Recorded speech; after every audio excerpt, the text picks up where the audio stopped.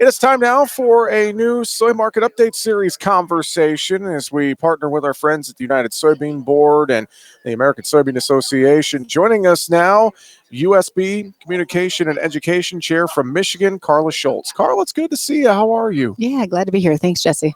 How did things wrap up for you on your farm in Michigan here this fall? I like that keyword wrapped. It's not quite wrapped yet. Okay. All right. We are still harvesting corn in the state of Michigan. We had a lot of wet corn, so we were letting Mother Nature help us out a little bit, but we're about 60% done. So, I mean, we're over that hill, but on the downside. So hopefully, well, probably not wrapped up by Thanksgiving, but hopefully here, maybe just after. It's going to be close. It's going to be close. Well, fingers crossed you can wrap it up and not have to eat turkey in the combine. Yeah, so there you go. Yeah.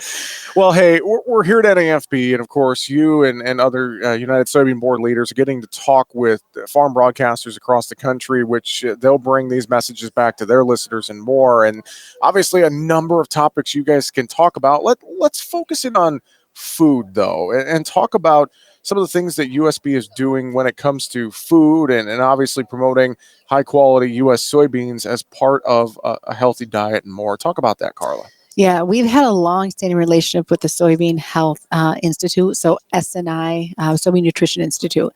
And one of the big drivers behind that, right, we all see the headlines that come across with soybean oils and seed oils itself. And one of the things that we've really found, the research behind that is it's actually a healthy oil for your heart, right? There's benefits that has omega-3s, there's omega-6s, unsaturated fats are also found there. So even though I always say this, a squeaky wheel gets the grease a lot of times when you see these headlines, at the same time, a larger percentage of American consumers still see the health benefits of soybean oil, which is really positive. Another piece of that is it's economical, right? Because you have to think of like, if we went another way with different types of oils, will others be able to purchase it? I mean, you have to make it economically feasible for your consumer. So that's really positive. We see the health benefits, plus it's economical. It's got some big things going for it. Thinking about specific projects, what is maybe something that the United Soybean Board has been working on and researching with the checkoff and more, when it comes to food? What are some of the highlights that excite you specifically out there? Yeah, I think we've talked about high oleic is always on our radar. Sure. And I don't know if you talked about this before, Jesse. Not only in food use, which we're still in that space, but also in the feed use too for animal feed. And right now we're talking about dairy rations and roasting those high oleic soybeans and how that can benefit dairy cattle in their feed and health benefits. Well, and I think about that, high oleic, obviously a lot of opportunity there for growers as well. And, some premiums there to growing a high oleic soybean. And obviously the technologies continue to evolve there as well, Carla. Yeah, no, that's a good point. I think I appreciate the high oleic demand in certain areas of the country. Sometimes I know on a bigger board, right, it's the national board. Sometimes you're like, well, that doesn't benefit my area. And you're like, but it does really help farmers across the country. If this sector is growing high oleic and there's demand for that, that also is rising tide, right, floats all boats. So that's really going to help drive the demand of your conventional soybeans too.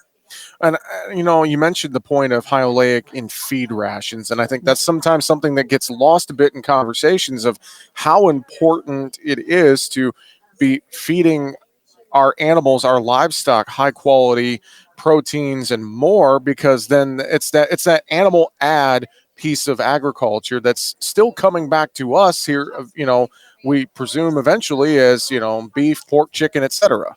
I think it's always forgotten about, right? The American consumer just buys a piece of meat at the grocery store, but they have no idea the value chain, the supply chain that went through, how it actually got to the grocery store. So it's a great point, and I'm proud to be an American soybean farmer and a farmer all over, for the sheer fact of what went into raising that product, right? Which is huge. You know how much time it took to put that soybean in the ground. You knew what it took to take care of that soybean. And then it goes to a processor and it's made into feed. And it's this whole circle, right? And a lot of times, even when we show up in places, they're like, well, what are you doing here? Why is a soybean farmer here? You're at a conference maybe for protein. It's like, well, it's like full circle, right? Like it has to start somewhere. You and I, as humans too, what we put into our body, same thing for livestock.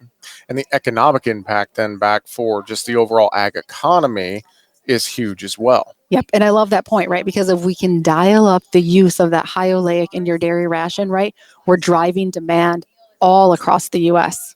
That's very, very true. Well, and obviously, food a key piece. There's many other areas that the checkoff focuses on. What are a couple other highlights you'd share with us here before we close out the segment? Yeah, I think I've said this right. We're in challenging times right now, all across, but challenges bring opportunities.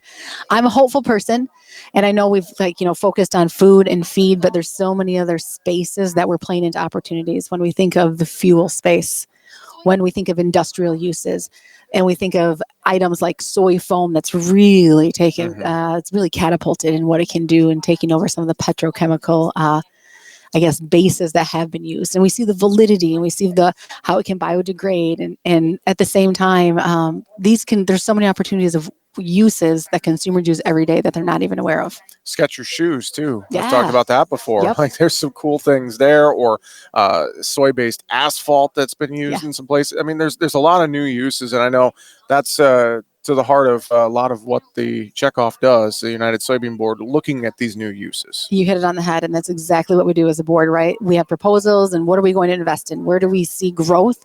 Where do we see value back to the farmer? So that's a big piece of it. And it's a lot of important investments too. And I know if folks want to stay up to date, UnitedSoybean.org is a great place to start, isn't it? It is ussoy.org, and UnitedSoybean.org, both of those places. Yeah, absolutely. Absolutely. Well, Carla, it was great to visit with you and connect here for a Soy Market Update Series conversation during NAFB Trade Talk, and safe travels back to Michigan. Thanks for joining us here on AOA today. We appreciate it. Thanks for having me, Jesse. Carla Schultz with the United Soybean Board from Michigan joining us here for another Soy Market Update Series conversation on AOA.